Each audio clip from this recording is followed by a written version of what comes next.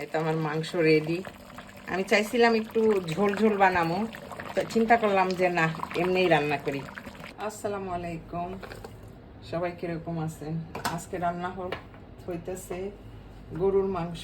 এখানে আমি 4 কিলো গরুর মাংস নিয়ে নিছি। তো এখন সব মশলাগুলি অ্যাড করব। ঝালের হিসাবে আমি কাঁচামরিচ দিলাম, আর ধনিয়া, জিরা, হলুদ দিয়ে দিলাম। গরুর মাংসতে একটু ধনিয়াও বেশি লাগে। তারপরে দিয়ে দিলাম একটু জাবিত্রী, দিয়ে দিলাম দারচিনি, কয়েকটা এলাচ, কয়েকটা লং। তারপর দিয়ে দিলাম আন্দাজ মতো আদা রসুন বাটা। এখন একটু মিক্স করব। পরে একটা দই দিয়ে দিলাম। এখন স্বাদ মতো লবণ। এখন তো রোজার মধ্যে আন্দাজ মতোই দিতে হয়। আজকে আমাদের এখানে 2 রোজা চলতেছে। তা কালকে মাছ ভুজ খাইছি, আজকে ঝোল ঝোল গরুর মাংস আলু দিয়ে রান্না হবে, আর সাদা ভাত, সাথে ঘরে বাঁধাকপির ভাজি আছে, ডাল আছে, যে যেটা খায়। তা আপনাদের সাথে শেয়ার করলাম যে আমি গরুর মাংসে কিন্তু তেল দেই না। আবার অনেকে ভাবতেছেন যে সব কিছু দিছে, কিন্তু তেল তো দেওয়া দেখলাম না। তেল আমি দেই না গরুর মাংসে। আপনাদের সাথে কথা বলতে বলতে আমি কিন্তু আসল জিনিসে দিতে ভুলে গেছি, পেঁয়াজ দিতে ভুলে গেছি। তো এখন পেঁয়াজটাও অ্যাড করে দিলাম। এখন ভালো করে একটু মিক্স করে নিই। তারপর আমার হাতটা ধুয়ে একটু পানি দিয়ে দিই। হাতটা ধুয়ে একটু পানি দিয়ে দিলাম। এখন চড়াই দিব।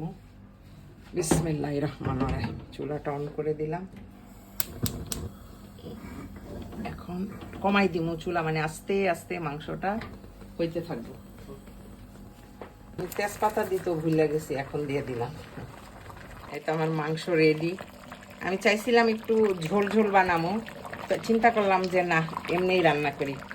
তা আমার মাংসতে কিন্তু উপরে দিয়া মানে অনেক তেল চুবড়ি দেখা যাইব না, কারণ আমি তেল ছাড়া মাংস রান্না করছি। তেলও নাই, আবার মাংসর মধ্যে কোনো চবড়ি নাই। আমি যখন মাংস রান্না করি, মাংস খাই, তাই আমার মাংস দেখতে মজা না, কিন্তু খাইতে মজা আলহামদুলিল্লাহ। আমি আবার এটার মধ্যে আপনাদের দেখাই নাই, একটু কাজু, একটু বাদাম, আর একটু কিশমিশ, আর একটু পেঁয়াজ বেরেস্তাও মানে ব্লান্ডার কইরা দিয়ে দিছি। তাই লবণ টবণ এখন দেখি নাই, রাত্রে খাওয়ার সময় গরম করমু, তখন যদি লবণ লাগে দিমু ইনশাল্লাহ। এটা আমাদের সিহারি খানা। তা সবাই ভালো থাকবেন। আমার ভিডিওগুলি ভালো লাগলে লাইক, কমেন্ট, শেয়ার করবেন। আজকে তেল ছাড়া মাংস রান্না করে দেখাইলাম আপনাকে। মাশাল্লাহ, আমার মাংস কিন্তু খাইতে মজা, কিন্তু দেখতে একটুখানি মানে লোভনীয় লাগে না। অন্যরা মাংস বানাইলে মানে একটু তেলটা ভাইসা থাকে, লাল লাল দেখা যায়। কারণ আমি তো লাল মরিচের গুঁড়া খাই না। এখানে লাল মরিচও নাই, মানে মরিচের গুঁড়োও নাই, আর তেলও নাই। কাঁচা মরিচ দিয়ে রান্না হয়েছে, তো এই জন্য এরকম লাল না, একটুখানি ঘোলা ঘোলা।